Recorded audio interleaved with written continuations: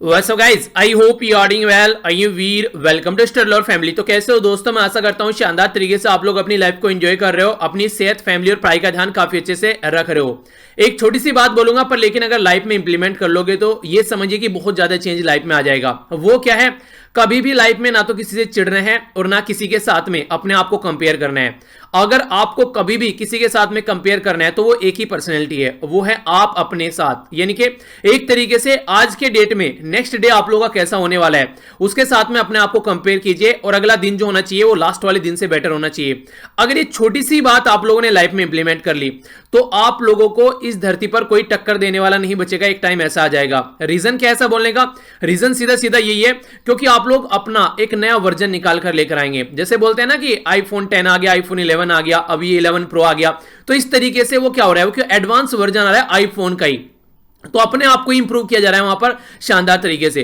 तो ये चीजें तभी हो पाएंगी अगर आप लोग अपने ऊपर फोकस देंगे। अगर दूसरों के ऊपर फोकस देकर चलेंगे तो फिर लाइफ में आप लोग कुछ भी प्रॉपर वे में अचीव नहीं कर पाएंगे। और जो जो भी कमियां खामियां लास्ट मंथ में रही है, आज 1 तारीख है, आप लोगों को एक नई अपॉर्चुनिटी देती है कि फिर से आप लोग अपने आप को रिवैम्प करो कि हाँ क्या क्या चीजें रह गई हैं और कैसे कैसे आप लोगों को लेकर चलना है और फिर से अपने आप को एक सही डायरेक्शन में लेकर आप लोगों को चलना है। और इसके लिए ये पर्टिकुलर जो कोटेशन है बहुत बड़ा रोल प्ले करने वाली है लाइफ में, अगर इसको भी आप लोग इंप्लीमेंट कर चलोगे। कई बार आप लोगों ने देखा होगा कई सारे लोग जो हैं वो आप लोगों से चिढ़ने लगते हैं। उसका बेसिक रीजन ये रहता है कि आप लोग उनसे काफी बेहतर हैं अपनी लाइफ में। कई सारी ऐसी चीजें हैं जो उनके अंदर नहीं है। आप लोग डेली मॉर्निंग में टाइम पर उठ जाते हैं, एक्सरसाइज करते हैं, अपने शेड्यूल को फॉलो करते हैं, अपनी हेल्थ को अच्छा रखते हैं, अपना जो भी काम एक बार डिसाइड कर लेते हैं उसको कंप्लीट करते हैं। तो ये कुछ ऐसी क्वालिटीज है जो इंसान के अंदर देखकर सामने वाला चिढ़ने लगता है, यार ये तो सारी चीजें कर ले रहा है, मैं क्यों नहीं कर पाता हूं। तो इस तरीके से अगर कोई आप लोगों को देखकर चिढ़ रहा है इस तरीके से, तो इसका मतलब यह है कि आप लोग उनसे बहुत बेहतर हैं। तो आप लोगों को अपने आप को और बेहतर ही बनाना है, उनके चक्कर में पड़कर अपने आप को इरिटेट नहीं करना है। इससे आप लोगों का फोकस आप लोगों के काम से हटेगा और वही बेसिकली उन लोगों का पर्पज होता है। तो ये कैसे करना है? ये करना है आप लोगों को अपने ऊपर फोकस देकर सेल्फ ओरिएंटेड होगा और तभी आप लोग अपना एक नेक्स्ट वर्जन निकाल कर लेकर आएंगे। तो कोशिश कीजिए जो भी चीजें आप लोगों ने 1 जनवरी को इंप्लीमेंट करने की कोशिश की थी नए साल पर, जो भी आप लोगों ने रिजोल्यूशन लिए थे, फिर से एक नई अपॉर्चुनिटी है आप लोगों के वो रिजोल्यूशन आगे लेकर चलने के। अच्छा एक बात जरूर बताइएगा कि आप लोग रियलिटी में वो रिजोल्यूशन अब तक फॉलो कर पा रहे हैं। कितने ऐसे लोग हैं जो रिजोल्यूशन अब तक फॉलो कर पा रहे हैं और कितने ऐसे हैं जो फॉलो नहीं कर पा रहे हैं? तो सोचिएगा जरा आप लोगों ने क्या सोचा था और क्यों फॉलो नहीं कर पा रहे हैं आप लोग। ये एक बहुत अच्छी अपॉर्चुनिटी होती है अपने आप को फिर से एनालिसिस करने की। एक तरीके से आपको आगे लेकर चलने के लिए आप लोगों का एनालिसिस करना बहुत ज्यादा जरूरी है। तो कोशिश कीजिए इसको और आगे लेकर चलिए। आज जो आप लोगों का मैप बेस्ड क्वेश्चन है ये है एयर लेक जाकर मैप में नहीं हारेगा। फिर इसके बारे में हम लोग डिस्कस करेंगे, बाकी काफी कुछ शानदार डिस्कस करेंगे आज के द हिंदू न्यूज़पेपर में। तो आइए देखते हैं, आर्टिकल्स के ऊपर नजर डालते हैं एक एक कर। इंपॉर्टेंट आर्टिकल है कई सारे, तो जो कि आप लोग कई सारी चीजें यहां पर जानने को मिलेगी। ये काफी इंपॉर्टेंट आर्टिकल जो समझाने की कोशिश की गई कि सोसाइटी में इंटेलेक्चुअल का होना काफी जरूरी है, यानी कि समझदार इंसानों का होना काफी जरूरी है। अगर सोसाइटी में समझदार इंसान नहीं रहेंगे तो फिर सोसाइटी सही डायरेक्शन में नहीं चल पाएगी और गवर्नमेंट जो है नॉर्मली अगर एक बार चुनकर आ गई तो फिर बेवकूफ बनाती रहेगी, चाहे वो कोई भी गवर्नमेंट क्यों ना हो। ये यहां पर बात की जा रही है रिलीजन और फ्रीडम के बारे में। एक साइड में है रिलीजन, दूसरी साइड में है फ्रीडम। तो किस तरीके से यहां पर चीजें होती हैं तो इसके बारे में हम लोग समझेंगे। इंपॉर्टेंट आर्टिकल है, ढंग से इसके ऊपर हम लोग नजर डालेंगे। ये आर्टिकल यहां पर यूएसए की पॉलिटिक्स के बारे में बात कर रहा है। आप लोगों को पता है नवंबर के महीने में इलेक्शन आने वाले हैं, तो हमारे लिए इंपॉर्टेंट नहीं है। यहां पर फिर से ये कोविड-19 के बारे में बात की जा रही है। बहुत सारे आर्टिकल ऑलरेडी हो चुके हैं, अब इसको आप लोग रहने दीजिए बहुत कुछ यहां पर डिस्कस ऑलरेडी कर चुके हैं। नेक्स्ट यहां पर ये इंपॉर्टेंट आर्टिकल आप लोग बोल सकते हैं। यहां पर जो बात की जा रही है, ये बात की जा रही है कि जो आज की डेट में जो भी प्लेटफॉर्म पब्लिश करते हैं अपनी कुछ न्यूज वगैरह, तो गूगल में फीड में वो दिखाई देते हैं, तो उसका फायदा गूगल को मिलता है ना कि उन प्लेटफॉर्म को। उसके बारे में कुछ इंपॉर्टेंट बातें यहां पर जानने को मिलेंगे। प्लाज्मा थेरेपी के बारे में बात की जा रही है, इंटरेस्टिंग आर्टिकल है, इसके ऊपर भी हम लोग नजर डालेंगे। ये कार्टून है यहां पर महाराष्ट्र की पॉलिटिक्स से रिलेटेड, और ये है आज के दिन यहां पर फ्राइडे के दिन यहां पर आता है नोट, जो कि एडिटर एक तरीके से या फिर जो जर्नलिस्ट होते हैं वो अपना एक्सपीरियंस शेयर करते हैं अलग अलग तरीके से, तो हमारे लिए इंपॉर्टेंट नहीं होता है एग्जाम के पॉइंट ऑफ व्यू से। ठीक है, तो आइए डिस्कशन स्टार्ट करते हैं बिना किसी देरी के। कुछ अपडेट्स एक बार ले लेते हैं, क्या क्या कंडीशन यहां पर चल रही है इसके बारे में थोड़ा सा नजर डाल लेते हैं। सबसे पहले ऑल ओवर वर्ल्ड में अगर आप लोग देखेगा तो 33 लाख के करीब केस कोरोना वायरस के ऑल ओवर वर्ल्ड में हो चुके हैं। इसके चलते यहां पर आप लोग इसको शॉर्ट में 3.3 मिलियन लोग भी आज की डेट में बोल सकते हैं। 2,34,000 लोग वो हैं जो कि इसकी चपेट से एक तरीके से इसकी चपेट में आ चुके हैं, जिनकी जान जा चुकी है। और इसी के साथ में 1 मिलियन यानी कि 10 लाख के करीब लोग वो हैं जो खुशनसीब यहां पर इससे अपनी जान बचाकर आ चुके हैं। इसी के साथ में अगर बात करें यूएसए के बारे में, तो यूएसए सबसे ज्यादा टॉप पर है आज के डेट में, जहां पर आप लोगों को देखने को मिलेगा लगभग 11 लाख के करीब केस होने वाले हैं। और 63,000 के करीब जो लोग हैं, ये फिर आप लोग 64 बोल सकते हैं मोटे मोटे तौर पर, ये वो लोग हैं जो आज के डेट में यूएसए में इस पर्टिकुलर बीमारी की भेंट चढ़ चुके हैं। अगर दूसरी कंट्री के बारे में बात करें तो Spain, Italy, UK, France, Germany, तुर्की, रसिया, ईरान, ब्राजील। इंपॉर्टेंट बात यहां पर यह, ब्राजील भी यहां पर अब क्रॉस कर ऊपर आ चुका है चाइना को। यहां पर भी कई सारे केस आप लोग देखते हैं। ये सारी वो कंट्री है जहां पर डेथ काफी लार्ज स्केल पर आप लोगों को देखने को मिल रही है। इसी के साथ में कनाडा, बेल्जियम, नीदरलैंड, पेरू, ठीक है, तो ये कंट्री है यहां पर। इंपॉर्टेंट बात यहां पर यह, पेरू के बाद में नाम किस कंट्री का है यहां पर, वो है हमारी कंट्री इंडिया। आप लोग यहां पर देखते हैं, यानी कि इस लिस्ट में जो मैं आप लोगों को यहां पर दिखाता था, इंडिया की भी पोजीशन अब आ चुकी है। 1 2 3 4 5 6 7 8 9 10 11 12 13 14 15 16वें नंबर पर इंडिया, जो कि वर्ल्ड में सबसे ज्यादा केस 16वें नंबर पर हमारी कंट्री में 34,000 के करीब केस आप लोगों को देखने को मिल रहे हैं। और पेरू में केस हमसे ज्यादा है पर लेकिन डेथ हमसे कम है, पर लेकिन पेरू से ज्यादा हमारे यहां पर डेथ हो चुकी है। तो 34,863 केस है अब तक, और टोटल मिलाकर 1,154 के करीब लोगों की डेथ हो चुकी है। टॉप पर महाराष्ट्र चल रहा है, जो कि 10,000 का आंकड़ा क्रॉस कर चुके हैं यहां पर, तो आप लोग यहां पर देख सकते हैं। और लगभग 450 के करीब लोगों की जान जा चुकी है। बाकी गुजरात, दिल्ली, मध्य प्रदेश, राजस्थान, तमिलनाडु, उत्तर प्रदेश, ये वो एरिया है जहां पर 2,000 से ज्यादा केस आप लोगों को देखने को मिलते हैं। आंध्र प्रदेश, तेलंगाना यहां पर 1,000 का आंकड़ा क्रॉस कर चुके हैं। वेस्ट बंगाल, जम्मू कश्मीर और कर्नाटका, तो यहां पर 500 से ऊपर केस आप लोगों को देखने को मिलेंगे। यानी कि हमारी कंट्री में अब जो नॉर्मल रफ्तार है वो है कि डेली लगभग 50 से लेकर 60 लोगों की जान जा रही है, 70 तक भी पहुंच जा रहा है कभी कभी। और इसी के साथ में डेली जो नॉर्मल है, एवरेज जो है वो 1,000 के करीब केस आ रहे हैं। तो हमारे यहां पर ये चीजें हैं जब लॉकडाउन चल रहा है। अब 3 तारीख को बोला जा रहा है कि लॉकडाउन ओपन होने वाला है। हालांकि कुछ राज्य ऐसे हैं जिसने लॉकडाउन को एक्सटेंड कर दिया है, जैसे कि पंजाब के बारे में आप लोग बात कर सकते हैं, ठीक है, तो वेस्ट बंगाल भी इसी कैटेगरी में बोलते हैं, खड़ा हुआ है। अभी देखते हैं कौन कौन राज्य इसके बारे में क्या अनाउंस करते हैं। तो ये एक एनालिसिस है जिसके बारे में आप लोगों को पता होना चाहिए। क्वेश्चन बने या ना बने, आप लोगों को आसपास में क्या चल रहा है उसके बारे में अवेयरनेस होनी चाहिए। तो इसी के चलते एक आर्टिकल सबसे पहले डिस्कस करते हैं यहां पर प्लाज्मा थेरेपी के बारे में। प्लाज्मा थेरेपी क्या है इसके बारे में जानेंगे, इसके साथ में जानेंगे क्या क्या एक्सपेरिमेंट क्या किए जा रहे हैं इसको लेकर, क्यों ये न्यूज में है। तो डिटेल में काफी कुछ आप लोगों को यहां पर जानने को मिलने वाला है। सबसे पहले तो देखिए एक इंपॉर्टेंट बात, कई सारे बच्चे बार बार ही बात पूछते हैं, जो नए ऐड होते रहते हैं, नए बच्चे आते हैं कि पीडीएफ कहां से डाउनलोड करनी है। पीडीएफ आप लोग टेलीग्राम से जाकर डाउनलोड कर सकते हैं। टेलीग्राम का लिंक वीडियो के नीचे मिल जाएगा। इसी के साथ में सारे social media handle, Telegram, Twitter, Facebook, इसी के साथ में इंस्टाग्राम, जो भी आप लोग कनेक्ट करना चाहते हैं, जहां पर भी आप लोग हैं, वो सारे लिंक वीडियो के नीचे मिल जाएंगे, ठीक है। अब बात करते हैं प्लाज्मा थेरेपी के बारे में।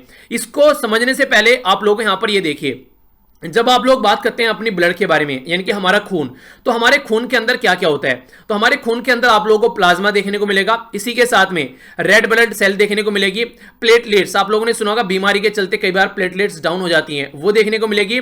और व्हाइट ब्लड सेल देखने को मिलेगी। जब यहां पर बात करते हैं जो प्लाज्मा, तो बहुत बड़ा पोर्शन प्लाज्मा होता है यहां पर ये। इसी के साथ में ये सारा एक तरीके से ये पूरा जब आप लोग इसको मिला देते हैं, इस सारे को कंबाइन को कर हम लोग बोलते हैं ब्लड, यानी कि हमारा खून। इसके बारे में थोड़ा सा और डिटेल में समझते हैं। यहां पर आप लोगों को जानने को मिलेगा प्लाज्मा के बारे में। जब हम लोग ब्लड के बारे में बात करते हैं, जो कि एक लिक्विड होता है, तो प्लाज्मा उसका 55% भाग होता है, यानी कि 55% भाग हमारे खून का प्लाज्मा होता है।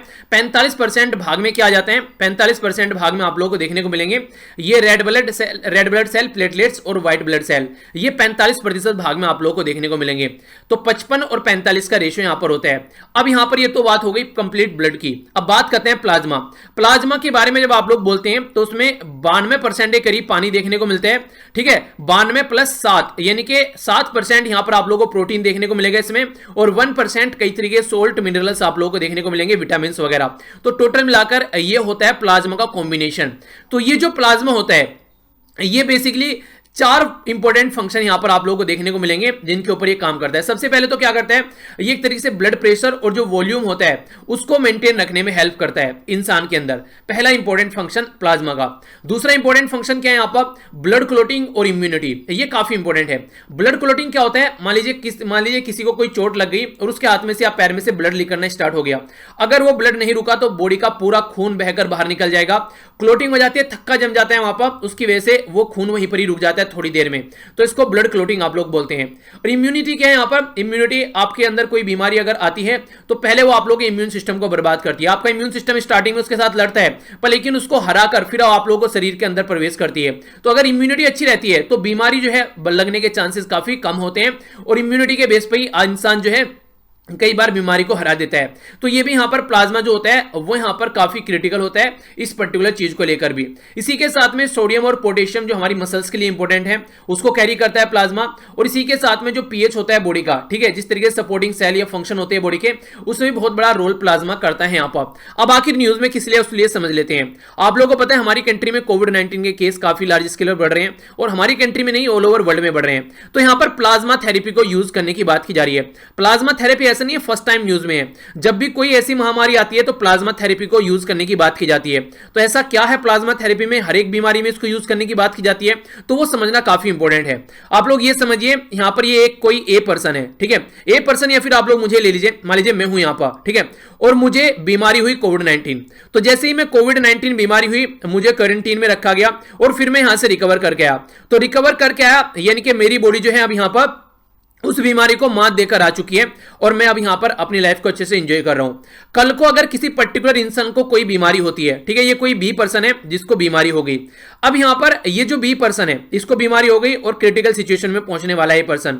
अब यहां पर ये देखिए मेरी बॉडी के अंदर जो आज के डेट में जो प्लाज्मा है, रेड ब्लड सेल्स है, जो मेरा खून है, एक तरीके से जो मेरा इम्यून सिस्टम है, वो उस बीमारी को हरा चुका है कोविड-19 को। इसका मतलब मेरी शरीर में ताकत है, एक तरीके से इम्यूनिटी है, एक तरीके से जो बीमारी को हराने के लिए।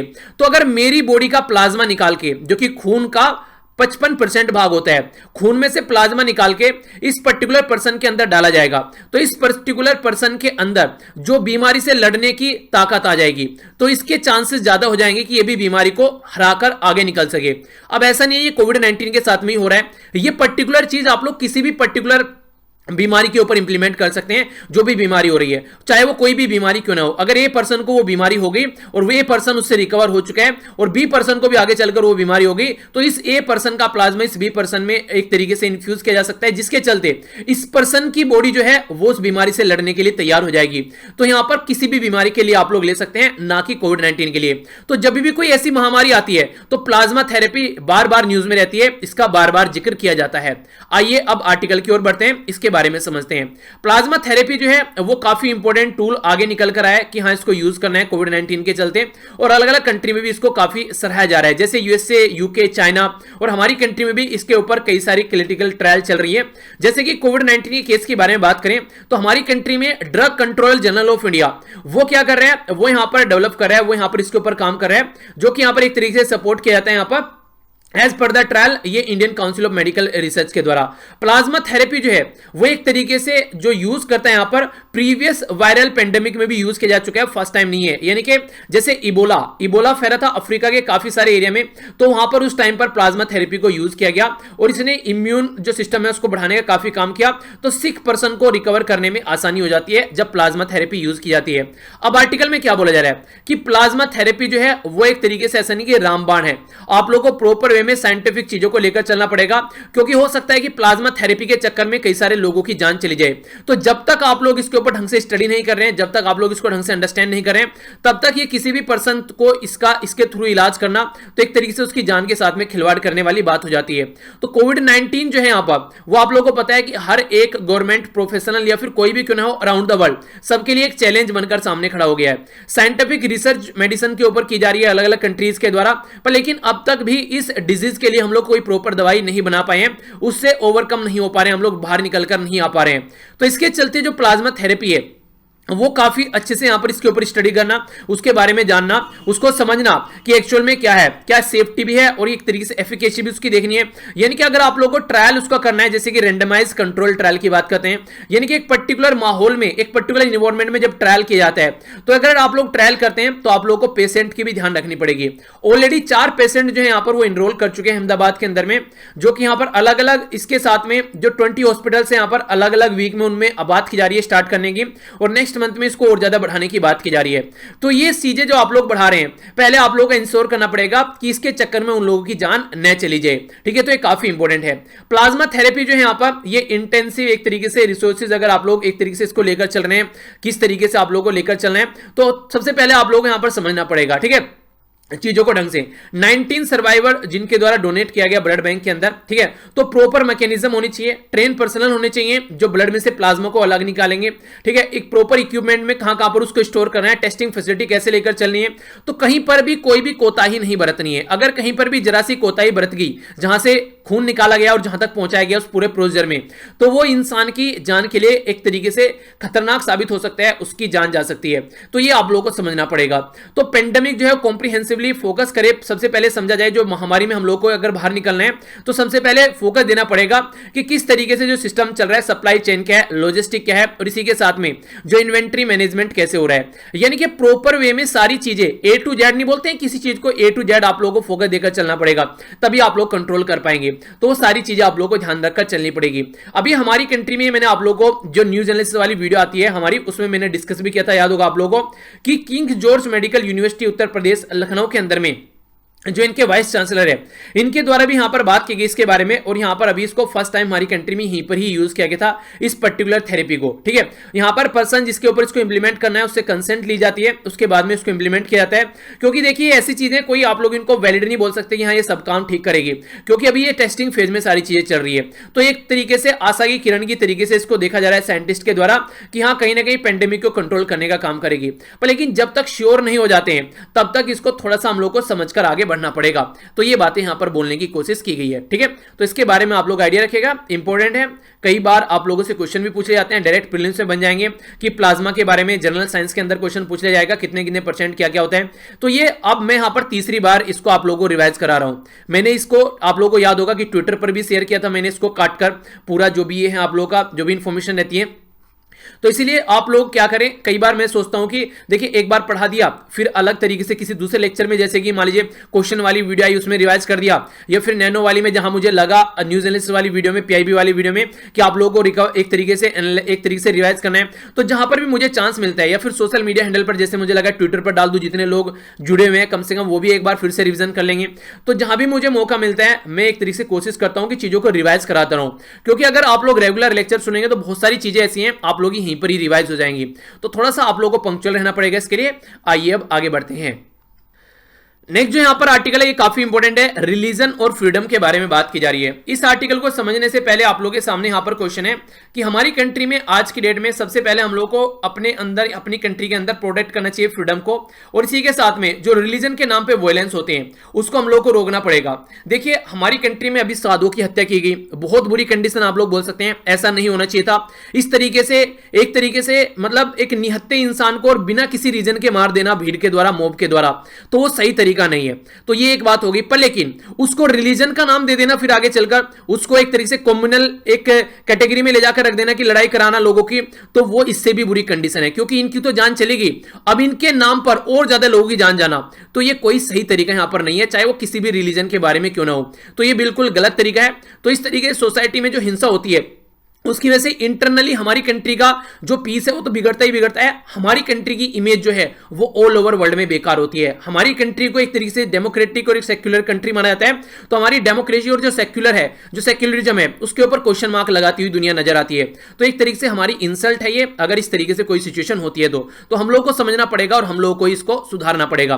तो इसके बारे में क्वेश्चन है, अच्छे से अटेम्प्ट कीजिएगा, काफी सारे बच्चे बहुत अच्छे से आंसर लिख रहे हैं, इसी तरीके से प्रैक्टिस करते रहिए, काफी कुछ आप लोगों को जानने को मिलता रहेगा। एक दूसरे का आंसर जरूर पढ़ा कीजिए, अगर एक दूसरे का आंसर पढ़ेंगे तो आप लोग काफी कुछ सीख पाएंगे, ठीक है।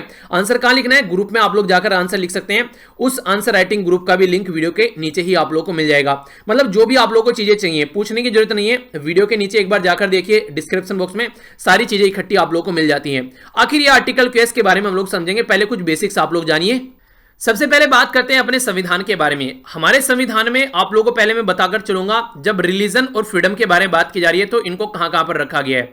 हमारे संविधान में जब आप लोग जाएंगे तो पार्ट 3 के अंदर में आर्टिकल 12 से लेके आर्टिकल 35 तक फंडामेंटल राइट है।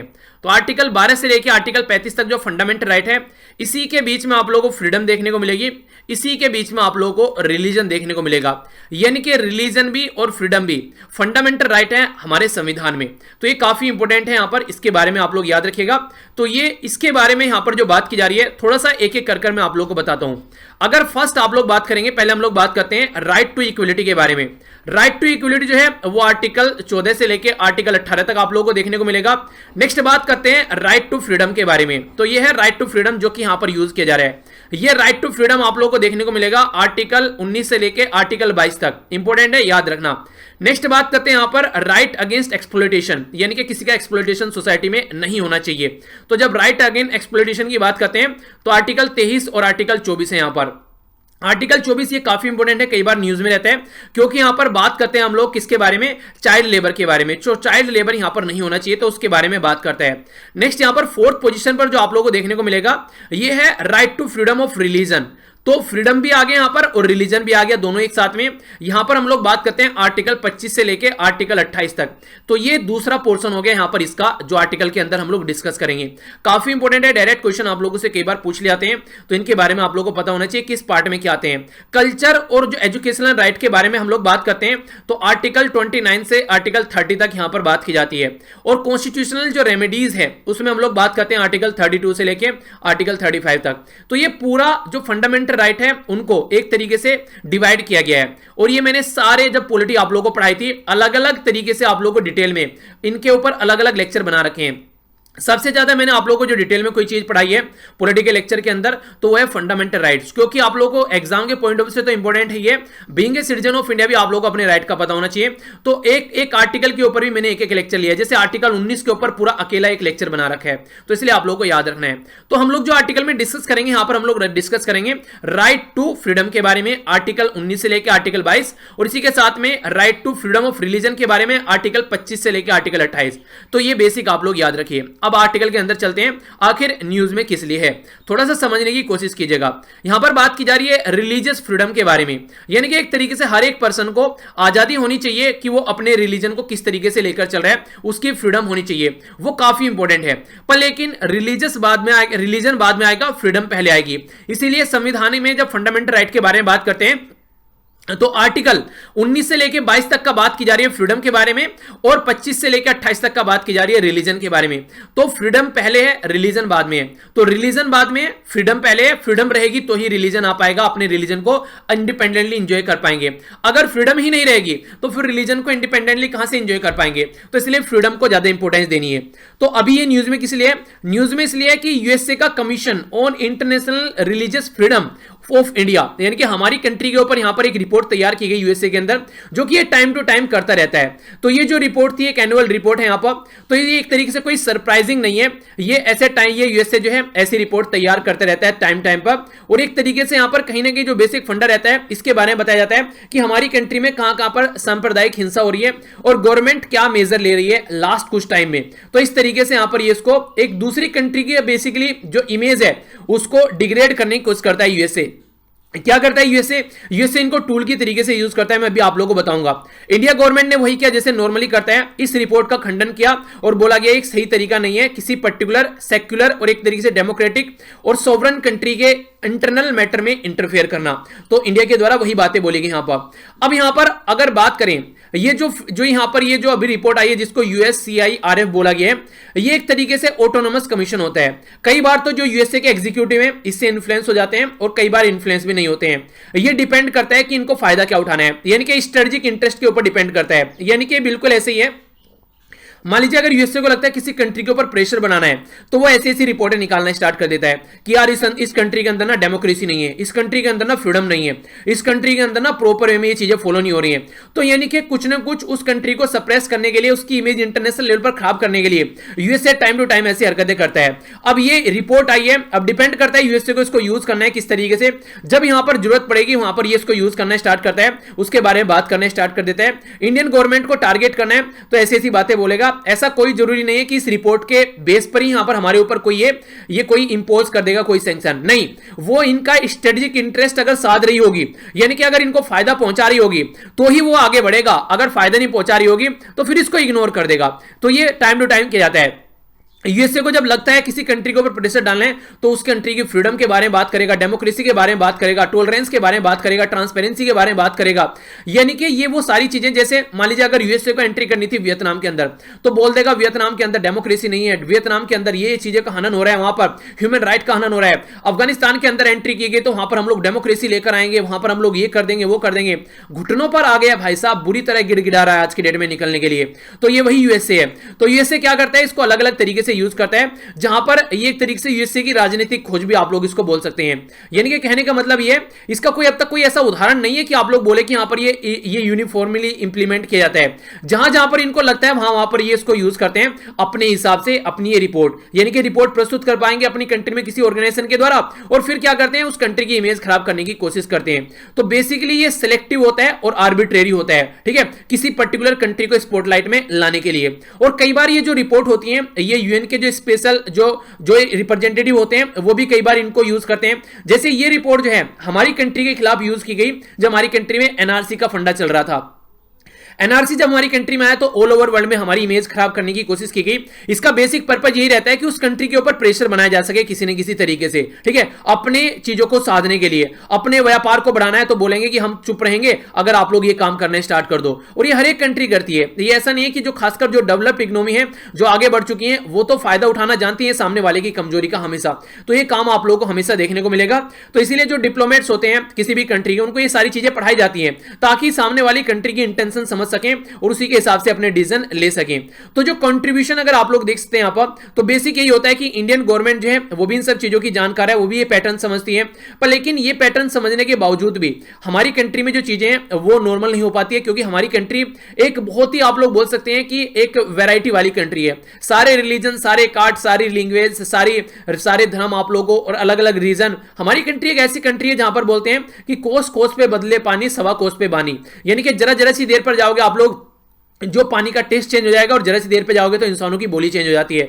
तो इतनी डाइवर्स कंट्री के अंदर चीजें नॉर्मलाइज रहना जरूर पॉसिबल नहीं है, और काफी टफ भी यहां पर पड़ता है। तो ये चीजें आप लोगों को देखने को मिलती है, और कुछ ऐसे तत्व होते हैं सोसाइटी में जो इन चीजों का फायदा उठाते हैं। तो इंडियन गवर्नमेंट के द्वारा नीति आयोग को बोला गया कि 32 ग्लोबल जो भी इंडेक्सेस हैं उनके ऊपर ध्यान दो और देखो किस किस के ऊपर क्या क्या ग्रोथ ला सकते हैं हम लोग, क्या क्या चीजों को सही कर सकते हैं। यानी कि ताकि जो हमारी इमेज है वो ऑल ओवर वर्ल्ड में खराब न हो।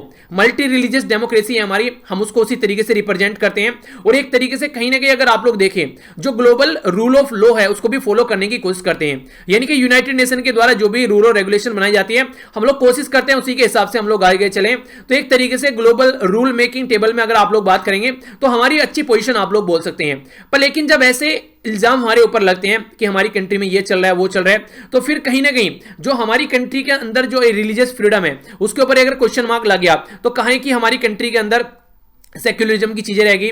तो ये सारी चीजें जो होती हैं वो चिंताजनक होती हैं। तो कंट्री की एक ऐसी जो एम्बिशन, जो कंट्री की एम्बिशन ऐसी है कि मल्टी रिलीजियस सोसाइटी लेकर चलनी है, वो सारी चीजें डेमोक्रेटिक कंट्री बनाकर रखना है।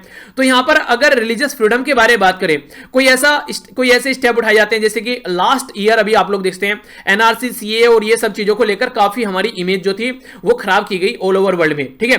तो इस तरीके से चलते कई बार हमारी कंट्री में रिलीजन के नाम पर लोगों को मारा जाता है, ठीक है, कई तरीके की इस तरीके की चीजें उकसाई जाती है, रूल ऑफ लॉ को फॉलो नहीं किया जाता है। तो ये सारी चीजें कहीं ना कहीं कंट्री को बैक फुट पर लाकर रख देती हैं। और ये बैक फुट पर जब लाकर रखती हैं और ऐसी रिपोर्ट हमारी कंट्री के खिलाफ तैयार की जाती है, तो इसका डायरेक्ट इंपैक्ट आप लोगों को इकोनॉमिक डेवलपमेंट में भी देखने को मिलेगा, और ग्लोबल लेवल पर हमारी स्टैंडिंग क्या है उसके ऊपर भी आप लोगों को देखने को मिलेगा। तो ये तो सही ही है। इसके साथ में जो सबसे इंपॉर्टेंट है rule of law, communal harmony, और इसी के साथ में फंक्शन होना चाहिए डेमोक्रेसी का, उसके ऊपर भी इसका इंपैक्ट पड़ता हुआ नजर आता है। तो ये सारी चीजें हम लोग को देखकर चलनी चाहिए, इन चीजों में एक हार्मनी बनानी चाहिए, तभी हम लोग एक ऐसी कंट्री को आगे लेकर चल पाएंगे। एक बड़ी इंटरेस्टिंग बात बताता हूं, हालांकि पहले बता रखी है, अगर रेगुलर आप लोग लेक्चर सुन रहे हैं तो जब हमारी कंट्री आजाद हुई थी तो वेस्टर्न वर्ल्ड के जो थिंकर है ना, जो बड़े बड़े ज्ञाता लोग थे, उनके द्वारा ये बोला गया था 1947 के बाद में कि ये कंट्री जो है ये कभी एक कंट्री रहने वाली ही नहीं है, इस कंट्री के बहुत सारे टुकड़े होंगे। जैसे 500 से ज्यादा अलग अलग राजा रजवाड़ों को मिलाकर ये कंट्री हमारी बनाई गई थी, तो उस टाइम पर भी ये बोला गया था कि इससे ज्यादा ही ये कंट्री के टुकड़े आगे आने वाले टाइम में होने वाले हैं। पर लेकिन ये था हमारा संविधान, जो हमने अपना संविधान बनाया, जिसके बेस पर आज के डेट में भी हम लोग यूनाइट हैं, और आज की डेट में भी एक ऐसा उदाहरण बनकर सामने खड़े हुए हैं कि हमारा उदाहरण दिया जाता है कि हाँ डेमोक्रेसी हो तो इंडिया जैसी, ठीक है। तो ये कहीं ना कहीं इसीलिए पॉसिबल हो पाया क्योंकि हमारा संविधान जो है वो सबसे शानदार संविधान आप लोग बोल सकते हैं, और हमारा संविधान जो है हर एक रिलीजन से ऊपर है। रिलीजन बाद में आता है, रिलीजन पर्सनल एक तरीके से चीज होगी आप लोगों की, पर संविधान एक तरीके से सबसे ऊपर है। तो यही एक तरीका है अपनी कंट्री को आगे लेकर चलने का। तो ये था कंप्लीट आर्टिकल। अब क्वेश्चन का आंसर दीजिएगा। अगर आप लोग एसएससी और बैंकिंग की तैयारी कर रहे हैं तो आप लोग इसको निबंध की तरीके से ले सकते हैं। अगर स्टेट पब्लिक सर्विस कमीशन की तैयारी और यूपीएससी की तैयारी कर रहे हैं तो एक अच्छा आंसर दीजिएगा। और जितने क्वेश्चन वर्ड आप लोगों से पूछे जाते हैं, स्टेट पीसीएस में जो रहता है 100 से 150 वर्ड पूछे जाते हैं, और यहां पर 250 के करीब वर्ड पूछे जाते हैं यूपीएससी के अंदर में, 200 से 250 ज्यादातर। ठीक है, तो उसी के बेस पर आप लोग आंसर लिखा कीजिए। ठीक है, तो अपने हिसाब से उसको मॉडिफाई आप लोग कर सकते हैं। ओके, आइए चलता हूं नेक्स्ट आर्टिकल की ओर। नेक्स्ट आर्टिकल जो है यहां पर ये बात कर रहा है इंटेलेक्चुअल पर्सन के बारे में। इंटेलेक्चुअल पर्सन कौन होते हैं? इंटेलेक्चुअल पर्सन वो होते हैं अगर कोई घटना सोसाइटी में घट रही है तो उसके पीछे रीजन ढूंढेंगे, तर्क देखेंगे क्या सही है क्या गलत है, और उसके बाद में कोई बात बोलेंगे और कोई डिसीजन लेंगे। अगर इंटेलेक्चुअल पर्सन को आप लोग एक सोसाइटी में से हटा दें तो ये समझिए वो सोसाइटी बहुत गलत डायरेक्शन में जाती हुई आप लोग को नजर आएगी। अगर कोई पर्सन गलत हो रहा है सोसाइटी में, उसके खिलाफ नहीं बोल रहा है, इनजस्टिस के खिलाफ अपनी आवाज नहीं उठा रहा है, तो फिर देखिए फिर बड़ी बुरी कंडीशन हो जाती है। तो ये सारी चीजें कहीं ना कहीं होनी चाहिए कि अगर कोई गलत हो रहा है सोसाइटी में उसके खिलाफ आवाज उठाने की क्षमता कम से कम होनी चाहिए। अगर गुनाह हो रहा है और आप लोग उसको झेल रहे हैं तो एक तरीके से आप लोग भी उस चीज के गुनाहगार बन जाते हैं। तो ये सारी चीजें कई बार आप लोगों से ये सारी चीजें एग्जाम में पूछी जाती हैं। ठीक है, जिस तरीके से कई बार आप लोगों से ये सारी चीजें, जैसे एसएसबी आप लोग देने जाते हैं ना, मुझे याद आ रहा है मैं एसएसबी देने गया था तो मुझसे कुछ ऐसे ही क्वेश्चन पूछे गए थे। कई बार ऐसे क्वेश्चन पूछे जाते हैं अलग अलग तरीके से, और इंटरव्यू में भी ऐसे क्वेश्चन बड़ी फ्रीक्वेंटली आप लोगों से बन जाते हैं। जैसे कि आप लोगों से कुछ भी इस तरीके पैटर्न पर चीजें पूछ ली जाती है कि आप लोग इस पर्टिकुलर चीज को लेकर क्या सोचते हैं। ठीक है, तो वहां पर आप लोगों का एक तरीके से विचार जानने की कोशिश की जाती है कि आप लोग इस पर्टिकुलर सिचुएशन में कैसे रिएक्ट करेंगे। तो वो सारी चीजें जो है आप लोगों को एक थिंकिंग प्रोसीजर जनरेट करना पड़ेगा, और उसी को एक तरीके से इंटेलेक्चुअल थिंकिंग कहते हैं कि आप लोग सही गलत समझे उसके पीछे क्या चल रहा है। ऐसा नहीं है कि भेड़ चाल जो किसी ने आप लोगों को जो भी बोल दिया और उसी के चलते आप लोग आगे बढ़ना स्टार्ट कर देते हैं बिना कुछ सोचे समझे। अच्छा हाँ, मुझे एक चीज याद आ गई, ये मैंने देखा था उस टाइम पर, मैंने कमेंट पढ़े तो मुझे काफी बुरा लगा। जैसे मान लीजिए मैंने यहां पर ये शेयर किया था फेसबुक के ऊपर मैंने शेयर किया कि बिका हुआ पत्रकार, डरा हुआ विपक्ष और मुर्दा आवाम तीनों लोकतंत्र के लिए घातक हैं। अब यहां पर ये लिखा हुआ है कि ये कांग्रेस के खिलाफ बोला गया है, या फिर ये लिखा हुआ है बीजेपी के खिलाफ बोला गया है, या फिर ये लिखा हुआ है कि आम आदमी पार्टी के खिलाफ बोला गया है। ये एक जर्नल चीज है, ये जनरल चीज है कि अगर किसी भी कंट्री में अगर पत्रकार बिक जाता है और अगर वहां पर विपक्ष जो है वो बोलने लायक नहीं रहता है, विपक्ष जो है वो एक तरीके से उसके पास में कोई तर्क भी नहीं होता है, फालतू की चीजों पर बहस करने लगता है या फिर बोलता ही नहीं है, और इसी के साथ में अगर आवाम जो है लोकतंत्र के अंदर ये तीनों अगर ढंग से काम नहीं करते हैं तो एक तरीके से समझिए वो लोकतंत्र नहीं रहता है। तो ये तो एक शानदार तरीके से कोटेशन आप लोग इसको बोल सकते हैं, अंडरस्टैंड करने वाली चीज है कि हाँ डेमोक्रेसी के अंदर पत्रकारिता होनी चाहिए, विपक्ष को भी अपना पूरा रोल प्ले करना चाहिए, चाहे बीजेपी हो विपक्ष में, चाहे कांग्रेस हो। आप लोग पर्टिकुलर पॉलिटिकल पार्टी से क्यों कनेक्ट कर लेते हैं कि उस पॉलिटिकल पार्टी के बारे में ये चीजें बोली जा रही हैं, ये चीजें ऐसी होगी, ये चीजें ऐसी होगी। अगर इतने ज्यादा क्रिटिकल आप लोग रहेंगे ना तो कोई भी एग्जाम क्लियर नहीं होने वाला है। हर एक चीज में एक ही एंगल ढूंढना, वहां पर एक एंगल नहीं चाहिए, वहां पर मल्टीपल एंगल आप लोगों को देखने पड़ेंगे। कोई भी चीज अगर मैं वहां पर शेयर करता हूं तो मेरा बेसिक पर्पज रहता है किसी भी सोशल मीडिया हैंडल पर, चाहे ट्विटर की बात कर लीजिए, चाहे इंस्टाग्राम, टेलीग्राम, कहीं पर भी आप लोग देख लीजिए, बेसिक पर्पज ये रहता है कि आप लोग देखो कि क्या उसमें सही है क्या उसमें गलत है और सोचो उसके बारे में थोड़ा सा कि हाँ ये क्या है, क्योंकि अगर सोचोगे नहीं समझोगे नहीं तो आगे कैसे बढ़ोगे। आप लोग अगर भेड़ चाल वाली बात करोगे, जिसने जो बोल दिया बस उसी पे चल रहे हैं, तो फिर तो कोई मतलब ही नहीं है। और बनना चाहते हैं एडमिनिस्ट्रेटिव ऑफिसर, एक डिस्ट्रिक्ट चलाओगे उसमें लाखों लोग होंगे, आप लोग एक डिसीजन का लाखों लोगों पर इंपैक्ट पड़ेगा, तो ऐसी सोच के लिए वहां पर जाकर बैठोगे आप लोग तो ये पॉसिबल नहीं है। और मैं तो दुआ करूंगा कि ऐसा कोई लोग वहां पर जाए भी ना, अगर ऐसी सोच है तो। ऐसी सोच वाला इंसान जाएगा तो यार वो तो लोगों की जिंदगी को बर्बाद कर रख देगा वहां पर। तो अगर कोई भी पोस्ट की जा रही है उसके ऊपर आप लोग ऐसे एंगल ढूंढ लेते हैं जैसे कि ऐसा लग रहा है कि पॉलिटिक्स में उतरना हो आप लोगों को आगे चलकर, तो बिल्कुल गलत तरीका है। हालांकि अच्छे लोग भी हैं, पूरे फैमिली में बहुत ज्यादा अच्छे लोग हैं, कोई एक आधा गंदगी कीड़ा आ जाता है, गंदी मछली का कीड़ा, एक तरीके से गंद एक कि पानी में गंदी मछली बोल देते हैं एक आधा, ऐसा आ जाता है। तो ये बेसिकली उसी के लिए, पर लेकिन कई सारे उससे इन्फ्लुएंस होने लगते हैं फिर। तो कोशिश ये किया करो अगर कोई ऐसी हरकतें करता है, एक तो उसको रिप्लाई नहीं करना है, जो बोल के चला गया छोड़ो उसको, अपनी एनर्जी वेस्ट नहीं करनी है। वो उसकी खुद की सोच है यार, खुद मरेगा आगे चलकर, आप लोग की उसकी सोच में पढ़कर अपनी जिंदगी को बर्बाद कर रहे हो, वो उसका सोचने का तरीका है। आप लोगों को इस तरीके के इंसान की सोच से अपनी सोच को इन्फ्लुएंस करने की कोई जरूरत नहीं है। आप लोगों की सोच जो है वो आप लोग अपनी रखिए, आप लोगों की पॉजिटिव सोच रखिए, हमेशा प्रोग्रेसिव सोच रखिए। किसी की गंदी सोच से आप लोग अपनी सोच अगर इंपैक्ट कर रहे हैं तो इसका मतलब आप लोग स्टेबल पर्सन नहीं है। तो आप लोग अपने आप को स्टेबिलिटी में रखकर आगे बढ़िए, तभी एग्जाम क्लियर कर पाएंगे और तभी लाइफ में भी अच्छे डिसीजन आप लोग ले पाएंगे। ठीक है, आइए अब आगे बढ़ते हैं। सबसे पहले बात की जा रही है यहां पर डेमोक्रेसी के बारे में। डेमोक्रेसी एक तरीके से जनता का रूल बोलते हैं, ठीक है, कि जनता का रूल बोलते हैं कि जनता के द्वारा चुना गया, जनता का रूल और जनता के लिए, तो ये होती है डेमोक्रेसी, जनतंत्र एक तरीके से आप लोग बोल सकते हैं। तो एक जो डेमोक्रेसी है वहां पर एक तरीके से अगर सिटीजन जो है अगर वो एक तरीके से सहमत नहीं है तो उसकी रेस्पेक्ट करनी चाहिए। यानी कहने का मतलब ये है अगर गवर्नमेंट से कोई सहमत नहीं है तो उसकी रेस्पेक्ट करनी चाहिए। अगर उसकी रेस्पेक्ट नहीं होती है तो फिर वहां पर डेमोक्रेसी नहीं है। कोई अगर सहमत नहीं है किसी पर्टिकुलर आइडिया से, किसी पर्टिकुलर डिस्कशन से, पर्टिकुलर डिबेट से, या एक तरीके से जो आइडिया है वो उसको पसंद नहीं आ रहा है, वो रिफ्यूज कर देता है जो स्टेट के खिलाफ में, तो इसका मतलब ये नहीं कि गवर्नमेंट उसको उठाकर जेल में डाल दे।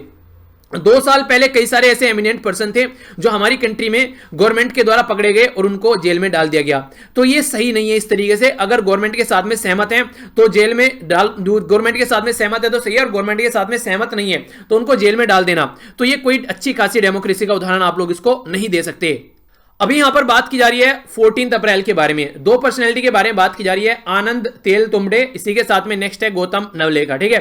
तो यहां पर इनको जो है बेसिकली नेशनल इन्वेस्टिगेशन एजेंसी के सामने, ये स्कॉलर और एक्टिविस्ट थे, इनको यहां पर उनके सामने ले जाया गया, सरेंडर कराया गया। इसी के साथ में अप्रैल के स्टार्टिंग में ही यहां पर उत्तर प्रदेश गवर्नमेंट के द्वारा यहां पर जो द वायर न्यूज़पेपर है, जो एक तरीके से वेबसाइट है, उसके बारे में आप लोगों ने पढ़ा भी होगा, चैनल भी देखा होगा। तो सिद्धार्थ वरदराजन जो है यहां पर, इनके खिलाफ यहां पर कुछ ऐसी चीजें आप लोगों को देखने को मिली, एफआईआर दर्ज की गई। ये वो लोग हैं जो कि गवर्नमेंट को क्रिटिकल तरीके से देखते हैं, बिल्कुल ऐसे जैसे आप लोग द हिंदू न्यूज़पेपर को अगर आप लोग देखोगे, वो गवर्नमेंट की जो कमियां हैं उसके ऊपर काफी फोकस देता है ताकि गवर्नमेंट तक वो चीजें पहुंचे और गवर्नमेंट उनको सुधार सके। तो ये बेसिक पर्पज रहता है। पर लेकिन आप लोग, एक बच्चे ने पूछा सर न्यूज़पेपर में कई सारी चीजें क्रिटिकल रहती हैं, आप लोग को जहां पर क्रिटिकल चीजें बताई जाती है ना, आप लोग उसको कंस्ट्रक्टिव क्रिटिसिज्म में कन्वर्ट करके अपना जो कंक्लूजन लिखते हैं तो गवर्नमेंट को सजेशन दे सकते हैं वहां पर, ठीक है। तो एक तरीके से कहने का मतलब ये, देखिए जो न्यूज़पेपर बनाया जाता है ना, वो ऐसा नहीं कि आप लोगों के एग्जाम के लिए बनाया जाता है। न्यूज़पेपर होता है, वो हर एक जनता के लिए होता है। अब एग्जाम के लिए आप लोगों को उसमें से क्या निकालना है, वही आप लोगों का टैलेंट होता है और उसी को कहते हैं पढ़ाई, ठीक है। तो आप लोग को छाड़ना होता है, और वो कैसे आएगा, वो तब आएगा जब रेगुलर आप लोग चीजों को पढ़ते रहोगे, समझते रहोगे, तो ये कला अपने आप ही आप लोगों के अंदर आप लोगों को दिखनी स्टार्ट हो जाती है। अब यहां पर बात करें अगर इस तरीके से, इनका कोई गुनाह भी नहीं था या फिर बहुत छुटमुट केस थे जिसके चलते इनके ऊपर लगाया गया वो आरोप, और एक तरीके से ये सारे जो इंटेलेक्चुअल थे इनको पेनलाइज किया गया क्योंकि ये गवर्नमेंट के खिलाफ यहां पर बोल रहे थे, गवर्नमेंट के साथ नहीं खड़े हुए थे, गवर्नमेंट ने जो डिसीजन लिए थे उसके खिलाफ में जाकर यहां पर ये बातें कर रहे थे। ये तो वही बात होगी जैसे महात्मा गांधी जी जो अंग्रेजों को बोला करते थे कि अगर आपसे कोई सेटिस्फाई नहीं है तो इसका मतलब ये नहीं कि आप लोग उनको उठाकर जेल में डाल दोगे। तो एक तरीके से ये जो है ये कोड ऑफ पब्लिक एथिक नहीं है, आप लोगों को code of public ethic satisfy करना पड़ेगा और बाइंडिंग रहना पड़ेगा आप लोग इस पे, तभी यहां पर एक लो को आप लोग लो बोल पाएंगे। तो ऐसी बात यहां पर कॉलोनियल टाइम पे महात्मा गांधी जी के द्वारा बोली गई थी, वो आज भी यहां पर इंप्लीमेंट होती नजर आती है। क्योंकि जो भी ऐसे हमारी सोसाइटी में जो ऐसे सोफिस्टिकेटेड यानी कि कृतक जो यहां पर सोसाइटी के जो पर्सन है, जिनको इंटेलेक्चुअल पर्सन है, उनकी रेस्पेक्ट हम लोगों को करनी चाहिए। जो कोई भी चीज जांच कर व्याख्या आलोचना या फिर एक उन्हें कहते हैं कि जो प्रिस्क्रिप्शन के चलते यहां पर अपनी चीजों को सामने लेकर आते हैं, तो यही एक तरीके से एक्चुअल में डेमोक्रेसी है। वो लोग एक तरीके से मरे हुए हैं जो यहां पर बोलते नहीं है, किसी भी चीज के खिलाफ शांत रहते हैं और जो चल रहा है उसको चलने देते हैं। अगर ऐसे ही चलता रहा तो कोई भी सर पर आकर बैठेगा और राज करना स्टार्ट कर देगा, तो वो सही तरीका नहीं होता है। अगर सामने वाला गलत है, आप लोग किसी के दोस्त हैं, ठीक है, अगर आप लोगों को लग रहा है कि आप लोगों का जो दोस्त है वो गलत राह पर चल रहा है, तो ये आप लोगों का फर्ज बनता है कि कम से कम एक बार उसको टोको। मैं ये नहीं कह रहा हूं कि उसके साथ लड़ो, एक बार टोको कम से कम कि यार ये सही नहीं है, मुझे लगता है कि ये कुछ गलत हो रहा है इसमें, तो उसको समझाओ एक बार। उसके बाद में समझे ना समझे वो उसकी एक तरीके से लाइफ है, वो जैसे करे, वो इंडिपेंडेंट है, जो करना चाहे। तो ये थोड़ा समझना पड़ेगा। अगर अरस्तु के बारे में आप लोग बात करें तो इनके द्वारा भी ये बात बोली गई थी कि एक तरीके से ये एक्सेप्ट करना पड़ेगा कि रिफ्लेक्टिव और जो क्रिटिकल एक्टिविटी है वही यहां पर एक तरीके से पॉलिटिक्स में अगर एक्सेप्ट नहीं कर पा रहे हो तो फिर ये सही तरीका यहां पर नहीं है। विदाउट पब्लिक इंटेलेक्चुअल आप लोग डेमोक्रेसी को डेमोक्रेसी नहीं बोलोगे, उसे ऑथोरिटेरिज्म बोलोगे एक तरीके से, यानी कि एक तरीके से डिक्टेटरशिप आप लोग उसको बोलोगे। अगर कोई सोच रहा है तभी तो वो क्वेश्चन पूछेगा, तभी तो एक तरीके से आपके सामने चीजें लेकर आएगा। अगर इंसान सोच ही नहीं रहा है तो मरा हुआ मुर्दा हो गया एक तरीके से।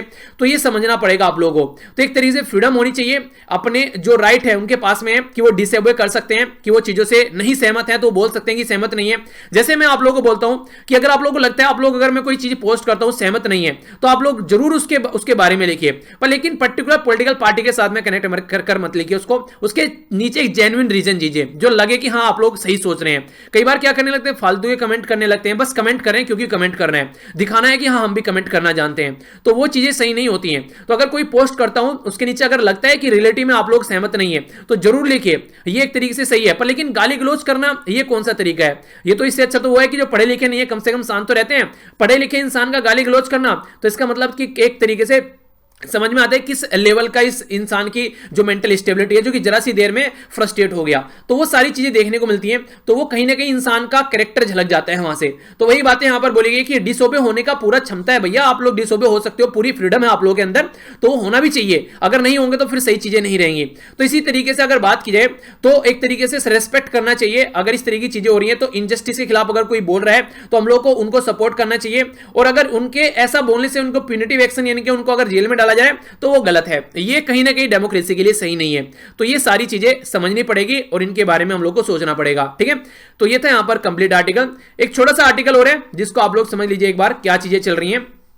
क्वेश्चन ये, हालांकि मैंने आप लोगों को न्यूज वाली वीडियो में बता चुका हूं, पर फिर भी आप लोग समझिए। यहां पर अगर गूगल में आप लोग आज के दिन में कुछ भी सर्च करते हैं, जो भी आप लोगों का मन करता है सर्च करने का, जैसे मैं आप लोगों को उदाहरण के तौर पर दिखाता हूं, तब आप लोग समझ पाएंगे। यहां पर ये ऊपर यहां पर मैंने दिल्ली लिखकर सर्च किया और दिल्ली लिखकर आ गया गूगल में। नीचे आप लोग जाएंगे तो यहां पर आप लोगों को दिल्ली के बारे में देखने को मिल जाएगा कि दिल्ली ये है कि दिल्ली क्या है कि इंडिया की कैपिटल है, एक तरीके से बहुत बड़ा एक मेट्रोपॉलिटन एरिया है इसका। ये एरिया है ओल्ड दिल्ली, ये फलाना ढिमकाना। यहाँ पर मुगल इस तरीके से एरा के रेड फोर्ट वगैरह ये सब चीजें देखने को मिल जाती है। तो कहने का मतलब ये कि आप लोगों को किसी पर्टिकुलर, जैसे कि यहाँ पर कोई इंफॉर्मेशन प्रोवाइड करा रखी है विकीपीडिया ने, तो आप लोग यहीं से ही पढ़कर इतनी इंफॉर्मेशन मिल जाती है मैक्सिमम जनता को कि उसको विकीपीडिया पर जाने की कोई जरूरत नहीं है। यानी कि यहीं से पढ़कर उसको बंद कर दिया, फिर कुछ और सर्च किया, फिर स्टार्टिंग में पढ़ा और उसको बंद कर दिया। तो इसके चलते जो विकीपीडिया ने मेहनत कर रखी है, यहां पर विकीपीडिया ने मान लीजिए चीजें लिखी, ठीक है, तो यहां पर विकीपीडिया पर जाकर पढ़ेंगे तो कुछ और चीजें जानने को मिलेगी। और एक तरीके से विकीपीडिया पर जाकर चीजें आप लोगों ने पढ़ी तो एक तरीके से उनकी वेबसाइट पर आप लोग गए, तो वेबसाइट पर गए तो एक तरीके से ट्रैफिक उनकी वेबसाइट पर बढ़ा। तो ये चीजें समझ में आ रही है कि इनको कुछ फायदा होगा बेचारों को, पर लेकिन गूगल में ही पढ़कर आप लोग साइड में हट गए तो इसका तो कोई फायदा नहीं हुआ। इसी तरीके से बहुत सारी न्यूज एजेंसी ऐसी है, उसको सर्च करते हैं तो वो फीड में तो आती है, पर लेकिन वहीं पर इतनी इंफॉर्मेशन मिल जाती है कि उनको आगे जाने की कोई जरूरत नहीं है, वहीं पर ही चीजें खत्म हो जाती है। तो बेसिकली यूज किसका हुआ? यूज हुआ गूगल का ओनली। तो गूगल का यूज हुआ। गूगल अगर कोई एड दिखाता है तो गूगल के एडवर्टीजमेंट वहां पर देखने को मिलेंगे, दूसरे लोगों को उसका फायदा नहीं होता है। तो इसके चलते जो छोटे छोटे पब्लिशर हैं उनको काफी नुकसान देखने को मिलते हैं। न्यूज तो वो पब्लिश करते हैं, फीड में दिख जाती है और बाकी फायदा उठा के ले जाता है गूगल। तो इसी के चलते फ्रांस और ऑस्ट्रेलिया के द्वारा कई सारी ऐसी बातें बोली गई कि गूगल को पे करना चाहिए रीयूज जो भी न्यूज यहां पर की जाती है। एक तरीके से गूगल क्या करता है, गूगल इंफॉर्मेशन प्रोवाइड कराता रहता है उठा उठाकर चीजों को। तो इसके चलते जो नॉर्मल तरीके के जो छोटे छोटे पब्लिशर हैं, जो छोटे छोटे कई बार बड़े बड़े पब्लिशर हैं, उनको भी उनका अप टू द मार्क जो है मेहनत की चीजें उनको नहीं मिल पाती हैं। तो उसी के ऊपर फोकस देने की बात की जा रही है यहां पर, उसी के चलते यहां पर काम करना चाहिए। तो फ्रांस के द्वारा और ऑस्ट्रेलिया के द्वारा भी ये बोला गया है कि इसके लिए कुछ ना कुछ अरेंजमेंट करनी चाहिए गूगल के द्वारा, क्योंकि गूगल जो है उनकी मेहनत की कमाई खा रहा है। गूगल खुद मेहनत नहीं कर रहा है, वहां से चीजें उठाता है और उसको पब्लिश करता है, तो उनकी मेहनत की कमाई उन तक पहुंचनी चाहिए। तो ये बातें यहां पर इसके अंदर समझाने की कोशिश की गई है, ठीक है। तो ये था इसमें आर्टिकल में कि हाँ जिसके द्वारा जो मेहनत की गई है उस तक वो चीजें पहुंचनी चाहिए, बेसिक पर्पज जिसका ये है।